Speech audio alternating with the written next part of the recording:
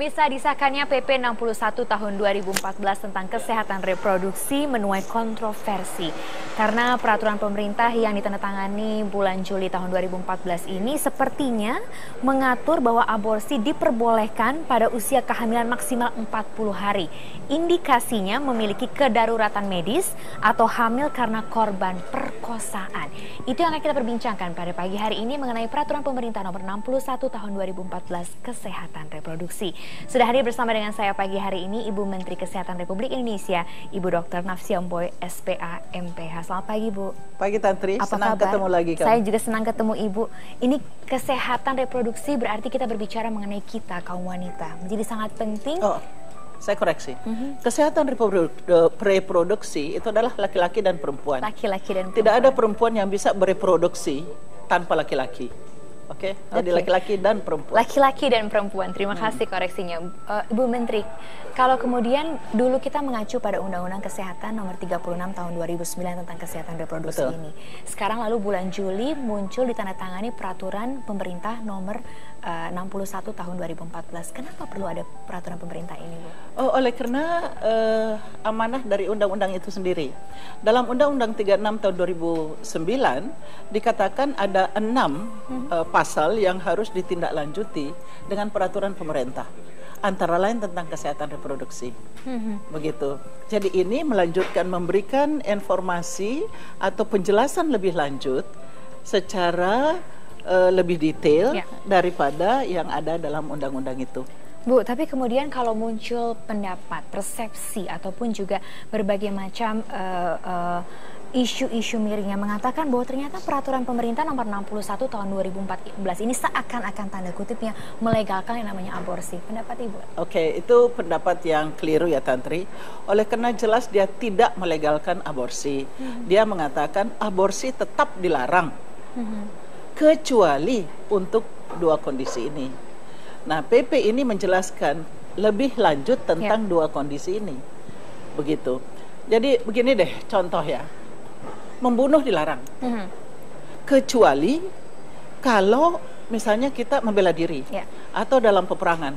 Apakah itu melegalkan pembunuhan? Tidak. Tidak, tergantung kondisinya. Tergantung kondisinya. Jadi ada kondisi tertentu dalam hal ini jiwa ibu maupun bayinya terancam. Jadi kedaruratan medik, atau ini adalah kehamilan karena korban perkosaan. Oke. Nah, kalau kemudian ternyata dari informasi yang saya dapatkan juga sedang disiapkan peraturan menteri untuk mengatur pelaksanaan dari peraturan pemerintah ini, apa yang akan diatur dalam permen itu? Ya, jadi sesuai perintah dari undang-undang ada 6 macam yang harus diatur, yaitu pertama menyangkut pelayanan kesehatan reproduksi sendiri, baik sebelum hamil, selama hamil, maupun setelah melahirkan. Jadi menyeluruh ya, Bu? Ya, secara menyeluruh. Kedua adalah penjelasan apa itu kedaruratan medik. Ya. Dan persyaratannya, siapa yang boleh menentukan bahwa ini memang betul-betul kedaruratan medik.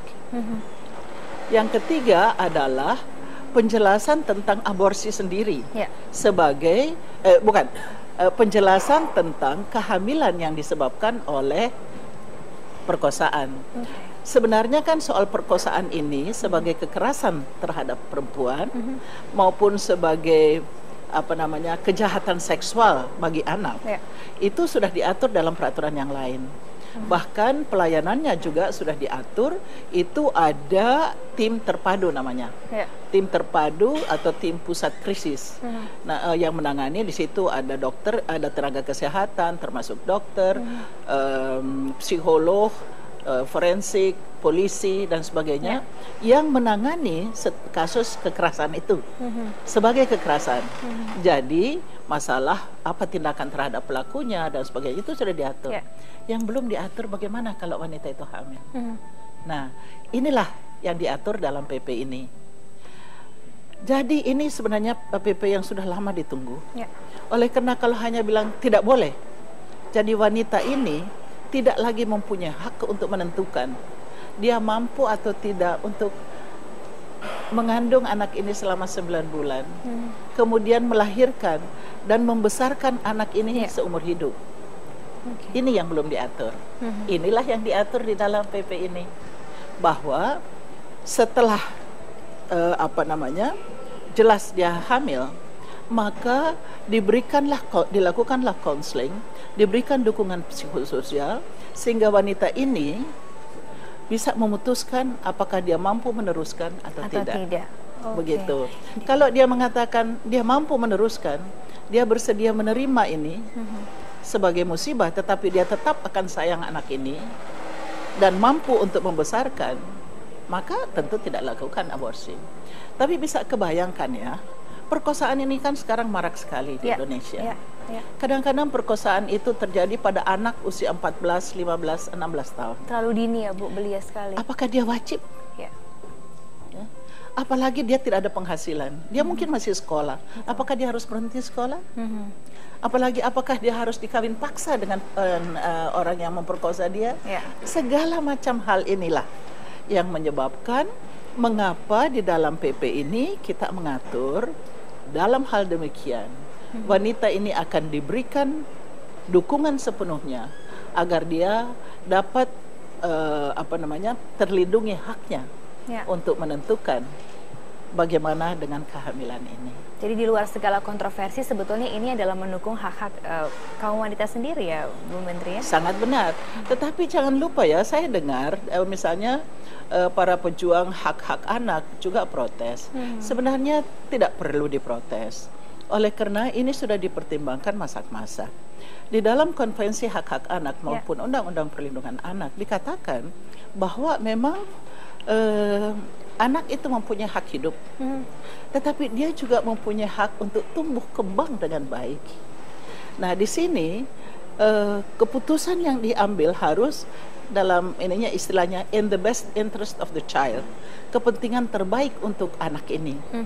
Kita bisa kebayang kalau si wanita yang diperkosa ini terus-menerus menyimpan kebencian terhadap orang yang menyakiti dia.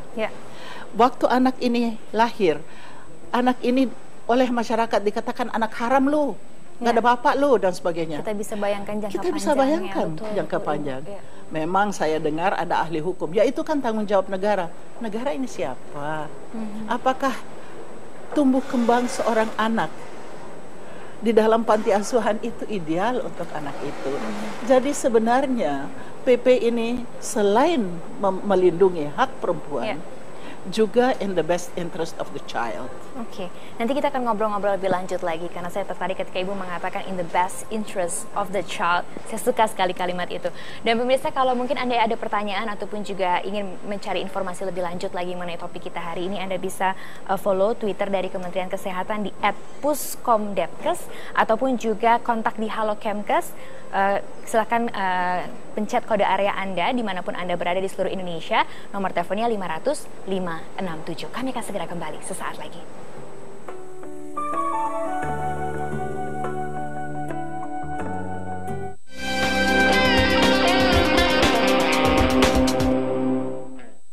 Didukung oleh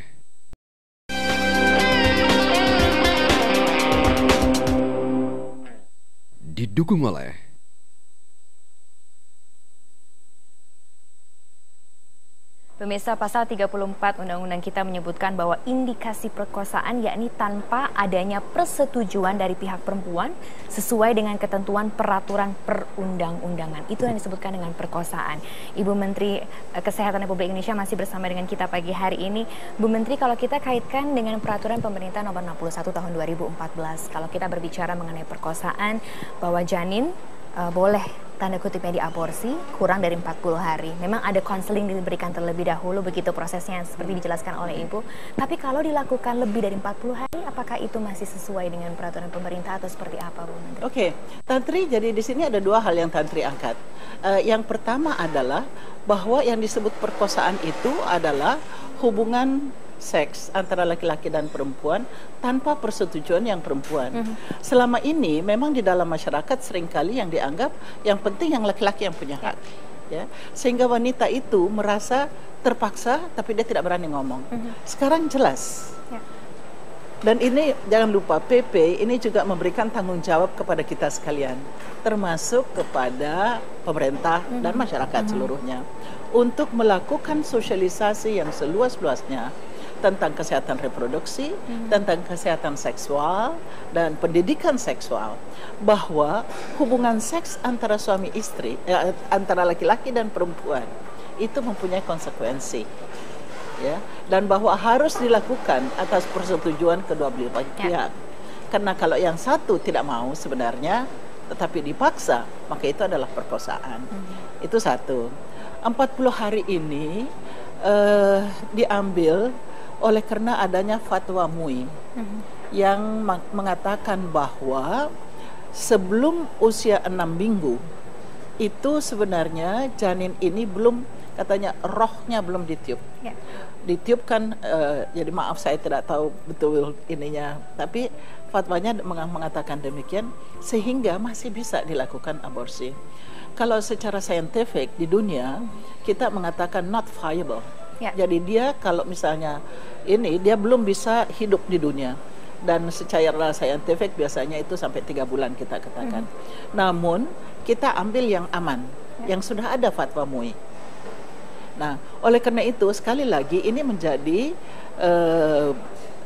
pekerjaan rumah dan tanggung jawab kita semua, bahwa di dalam mensosialisasikan PP 61 ini, terutama nanti dalam permennya akan ditetapkan pelatihan untuk para dokter, tenaga kesehatan, juga pelatihan khusus untuk tim terpadu, di mana ada polisi, ada psikolog dan sebagainya, untuk mengingatkan setiap kasus perkosaan yang dilaporkan harus langsung diberitahu. Kalau masih baru, jadi dalam waktu 72 jam itu boleh diberikan kontrasepsi darurat supaya tidak terjadi kehamilan. Tapi kalau dia melaporkan karena satu dan lain hal sesudah 72 jam, maka kemungkinan akan hamil ada, maka dia diminta atau keluarganya, atau kalau ini sudah wanita dewasa, untuk melihat apakah monitor haidnya. Kalau 30 hari setelah hari pertama haid terakhir dia belum mens, supaya segera melakukan pemeriksaan urina. Oleh karena di situ kita sudah bisa melihat apakah dia hamil atau tidak. Itu 30 hari, sehingga masih ada waktu untuk dia diberikan konseling, diberikan pertimbangan dan sebagainya, sehingga dia mau ngambil keputusan untuk aborsi atau tidak sebelum 40 hari yang ditetapkan oleh fatwa MUI tersebut. Dengan catatan tadi ketika Ibu mengatakan ini adalah kasus perkosaan yang tanda kutipnya dilaporkan, karena ini kan untuk menutup celah-celah juga ya, Bu Menteri ya. Dan memang dalam sosialisasi nanti kita akan betul menyatakan bahwa setiap wanita, sebenarnya ini hak laki-laki juga, ya, tanggung jawab laki-laki. Karena tadi di awal Ibu mengatakan reproduksi milik bersama. Betul, ya, Bu. Bahwa kalau ada perkosaan segera laporkan, jangan tunggu. Perkosaan bukan bahwa dia harus diikat dan sebagainya, tidak. Tetapi seorang wanita atau seorang pria melakukan hubungan seks tanpa persetujuannya, maka dia harus langsung laporkan. Sehingga ini bisa dianggap sebagai suatu tindakan, bisa diambil tindakan preventif dengan memberikan kontrasepsi kedaruratan atau monitor. Karena kan segera dengan tidak segera ini kan agak bias. Ada juga beberapa yang menyatakan bahwa PP ini seakan-akan melegalkan seks bebas di kalangan anak muda. Oh, enggak. Saya mengerti apa yang mereka maksudkan, tapi seks bebas atau pergaulan bebas sebenarnya itu sudah ada di mana-mana sekarang. Ya, kita tidak boleh munafik, kita tidak boleh menutup mata pada kenyataan, akan tetapi jelas bahwa itu sudah terjadi. Ya, maka kesempatan sekarang dengan adanya PP 61 ini adalah bahwa kita boleh memberikan sekarang pendidikan kesehatan reproduksi pada setiap umur. Oleh karena di dalam itu dikatakan setiap umur bisa, laki-laki dan perempuan, bahwa betul hubungan seks itu bukan untuk main-main, tidak bisa bikin kecelakaan, tidak boleh. Tetapi mereka betul sadar dan tahu bahwa setiap hubungan seks antara seorang laki-laki dan perempuan bisa menyebabkan kehamilan, bisa menyebabkan infeksi. Ini yang perlu ditanamkan dalam sosialisasi. Bukan hal yang tabu, ini hal yang nyata di depan kita dan harus betul-betul dilakukan dengan pertanggungjawaban ya Bu Betul, Menteri. bahwa ini suatu hal yang suci sebenarnya. Ya, betul. Ya, Tuhan berikan kita hak reproduksi untuk tujuan yang suci.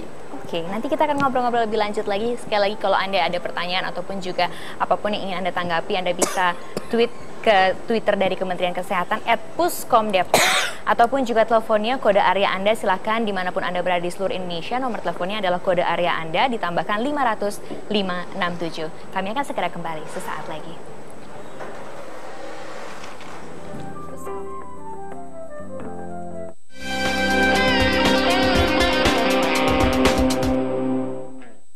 Didukung oleh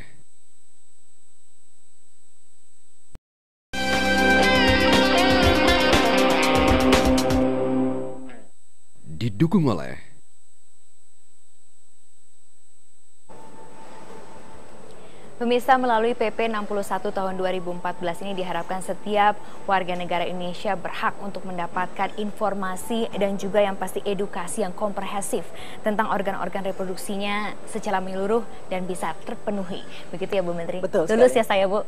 Lulus. Bu Menteri, tapi kalau kemudian ingin tanya lebih jelasnya lagi, sebetulnya melalui PP 61 tahun 2014 ini, ketika kita berbicara tanda kutipnya mengenai aborsi, mekanismenya seperti apa sih sebetulnya? Kalau boleh kita mundur sedikit sebelum ngomong tentang aborsi. Pasal ini sangat penting bahwa setiap umur boleh. Karena selama ini misalnya remaja tidak boleh diberikan penjelasan tentang kesehatan reproduksi, tidak boleh diberikan tentang kesehatan seksual dan sebagainya. Dianggap tabu kalau untuk anak kecil tabu. ya. Tabu. Akibatnya dia pacaran tanpa sadar bisa menyebabkan kecelakaan. Nah inilah yang tidak boleh lagi tidak boleh lagi, dalam arti sekarang dia punya hak untuk pendidikan reproduksi, pendidikan seksual dan sebagainya. Ini sudah ada dalam PP ini dan ini kita harus syukuri karena maksudnya adalah supaya mulai dari saat dia remaja dia sudah bertanggung jawab, dan ini laki-laki dan perempuan loh, jangan ngomong perempuan aja ya. Jadi diajarkan juga sedini mungkin bahwa apa yang dilakukan ya harus ada pertanggungjawaban. Harus tanggung jawab, betul. Karena tidak ada hak tanpa tanggung jawab. Ya, oleh karena itu dari dini, sejak dini setiap remaja sudah mengerti bahwa dia punya hak. Tetapi berarti dia juga punya tanggung jawab. Dan informasi ini dibuka ya Bu ya, semua orang berhak dan semua orang bisa untuk mengakses ataupun juga mengabsorb dari apapun yang ingin diketahui tentang dan itu akan kami atur nanti dalam permen antara lain. Detail-detailnya. Jadi di dalam Permenkesnya itu bukan hanya soal aborsinya, akan tetapi mulai dari hulunya. Bagaimana memberikan pendidikan itu, pendidikan seksual dan sebagainya, apa isinya, itu diatur di dalam Permenkes. Kalau khusus mengenai aborsi yang tadi ditanyakan, soal bagaimana prosedurnya. Kalau ini kedaruratan medik, maka ada yang disebut tim kelayakan, tim dokter yang memang tahu bahwa kalau tidak dilakukan aborsi, ibu ini akan meninggal, ya, atau anak yang dikandung itu akan lahir dengan cacat berat yang akan menyebabkan dia tidak viable, tidak bisa hidup di luar kandungan ibunya.